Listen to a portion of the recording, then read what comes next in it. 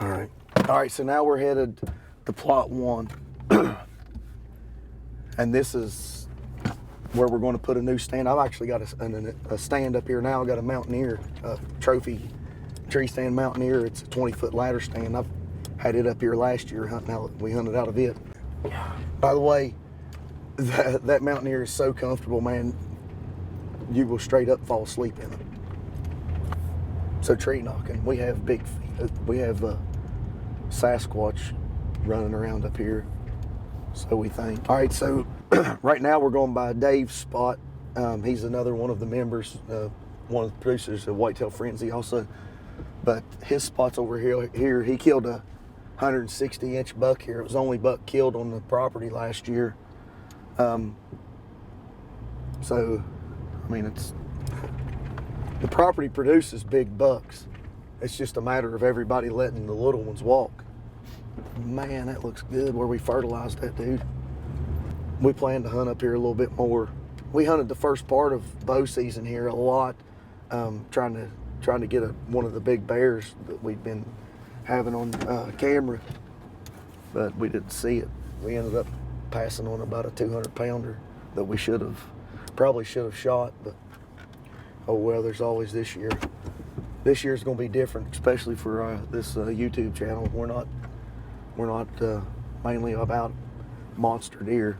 We're trying to do what everybody else does and just have fun and hunt and kill decent bucks. But you'll see spikes and stuff from the kids killing them, but not. I mean, we're still going to be fairly selective, but just not overly selective. All right, so this right here is plot 1. All right, this is near between Jason and Dave's mines. All of our stands come around the same general area. They all meet up. But what we did here, like I say, look out here. You'll see how high the grass is. This whole little bench here, that's all it was. We come in here, we did the same thing, cut it with the riding mower, with the grass assassin, and then we went here and tilled this. But this right here, man, it is a lot of rock. Like, what? How many bolts did we break on the tines? Like 4 or 5. Yeah, broke a bunch of tines on the tiller blade, or tiller tines.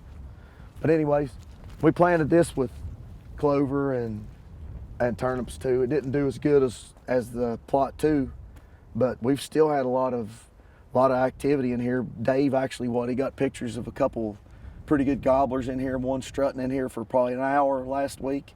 Yeah. So there'll be another place to turkey hunt. This will be a little bit easier to find a place to put a blind. But our plans for this year is probably maybe overseed it with some clover, fertilize it again. Like this, we fertilized from over there around the bend all the way out to where it squares off. And man, it's beautiful. We ended up cutting a road out through there too, to where the deer wouldn't have to walk through all that high grass and stuff. Plus they could mill around coming into the plot. But this will probably be another area we'll put a blind. And we're gonna rattlesnake hunt around that log pile later in the summer too. Excuse me. But this is it. Now we're gonna go and look at the new spot. We'll take you up there, give you a quick overview of it. We're gonna do that now. You've seen about all you're gonna see here. All right, so you can see where the truck's parked. We're gonna walk to the top of this hill and look at this clearing and see if we're gonna put anything up there. That's our potential plot 3.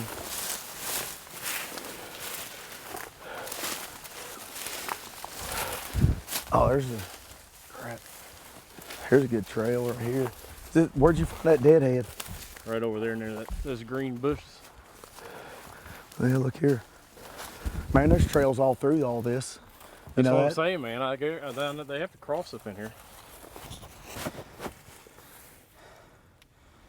We might end up come up here with that weed eater first with that blade on it. We're gonna have to. It's the only way to do it. We'll do that and then cut us a road in to bring the lawnmower in and cut this. This might be a good place for a tripod stand. If this is about the only place we could put one. Yeah. Be a good one. We'd crossbow hunt this. I think that might be the best bet. Because we could put that tripod in amongst these trees. Give us. Yeah, that might be what we do. Clear out this right in here. Damn, I hate to really clear out much because look, they're using it now. If any of you guys have any recommendations from what you've seen from this spot, please comment.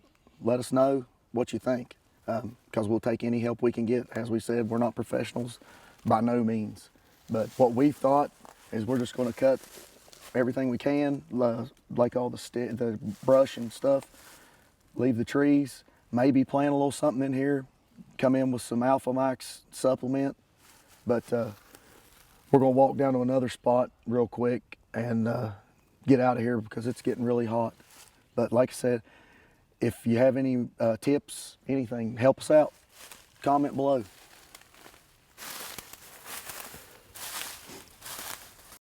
So this is my spot from last year. You'll see it down there. There's a 20-foot Mountaineer ladder stand from Trophy Tree Stands. That's what we hunted out of last year. But in this spot here, we came up here with Kenny Davis and from Whitetail Frenzy and put set up a spot. But we put some Lethal Addiction in here. Man, look, they're tearing it up already this year.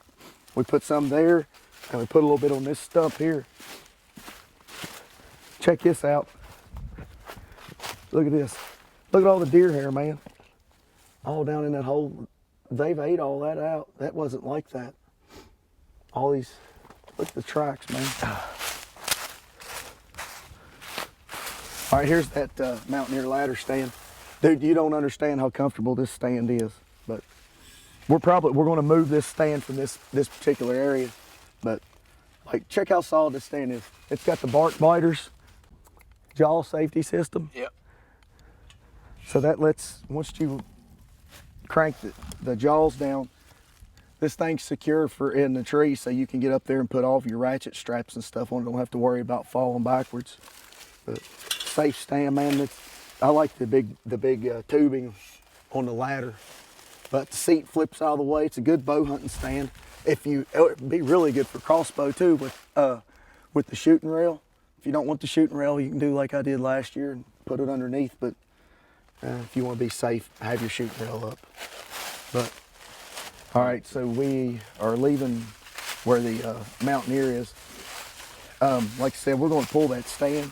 But kind of last year when we hunted this, we didn't hunt it a lot. Like I said, we hunted it mainly in the beginning of the season. But everything come up out of this low gap. We watched everything from that stand come in behind us in this low gap. We'd had deer come in front of the stand and things too. Just nothing big, very big, big enough to shoot. But this is where we're going to be this year. Right down here is the mineral hole. I can see it from here that they've been messing with it. But you can see where they've been digging around in it and stuff. There's all kinds of tracks in it.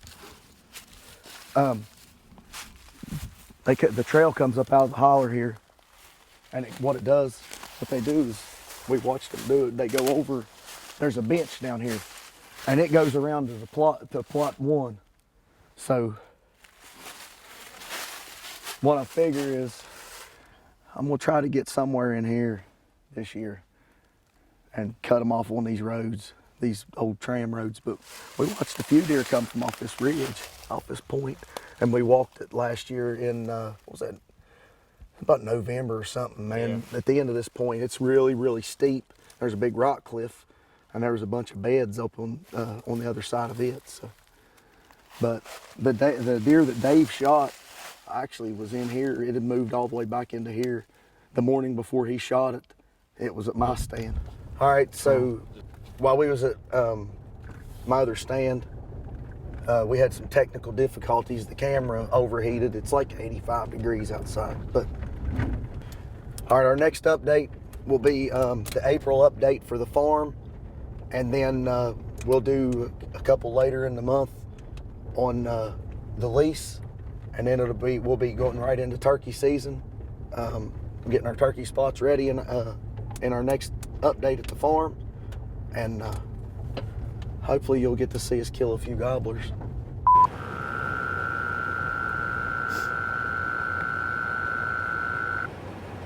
Look, it's got a leash.